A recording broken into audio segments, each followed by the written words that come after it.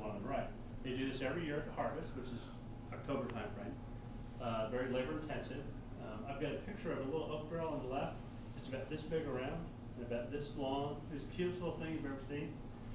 Got a date of it, 1859. So it's been used for making balsamic now for 120, 110 years, 20 years. And they don't clean it out. So for 120 years, they've been taking a little bit of balsamic out and adding some new stuff to it. So you can imagine the flavor and the complexity of the product that comes out of that little barrel. So what we're going to do is we're going to taste a 3-year, which hasn't been through the whole process, a 5-year, which hasn't, and a 30-year. Now, a 30-year, it's been, traditional balsamic is in this sequence of woods. Every manufacturer is different. Every farmer has their own way of doing things.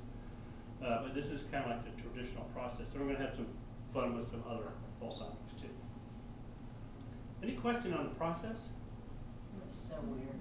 It is. Can you imagine? 500 years ago, Luigi and Giuseppe are sitting around saying, "What are we going to do with all this great wine?" And Giuseppe says, "Well, why don't we put it in a barrel, put it on fire, and 30 years later," and Giuseppe says, "Go ahead." And aren't we glad he did? We just don't need to. Aren't we glad I he just did? want to know about the first person that tasted it after it had been in all those barrels. It's a very interesting process. And traditional balsamic has only been in the States now since the 70s, early 80s. So we're still not used to this product. We still think vinegar is. You know what happens if you take the cork out of this bottle of red wine and put it on the counter, and 30 days later, what do you have? Red wine vinegar. It tastes like vinegar, but these are called balsamic vinegars, but they don't taste anything like that. Ready to try? Okay.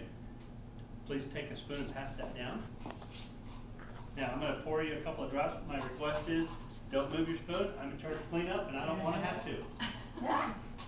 So this is a 3-year, so this has only been in the barrels for a couple of years. This is a bittersweet. What you would do with this is mix it with a nice oil, like a Tufa Toscana, make a vinaigrette.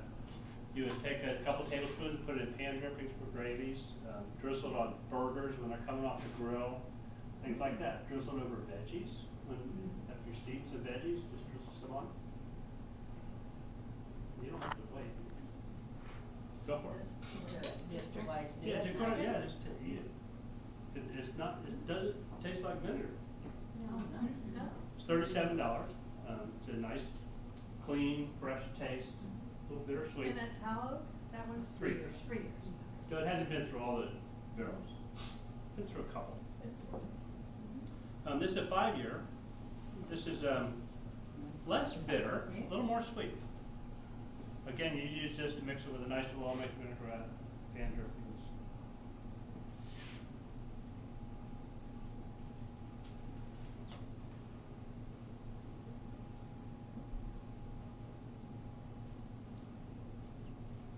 What do you think?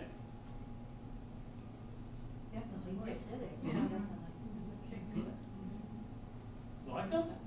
Almost like the first one better than the second. Everybody's different.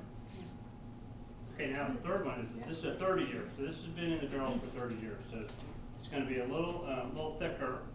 Are there 29 barrels, or No. that just keeps going around? No, it doesn't keep going around. What they do is they keep it in Stays the oak in the barrel on last the right one. for like 15, 20 years, and then they And start then moving. start moving.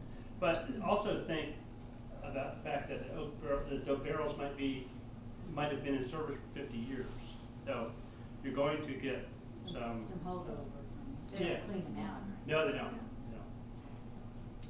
So this Does is. it ever have sediment in the bottom of the barrel? I'm sure it does.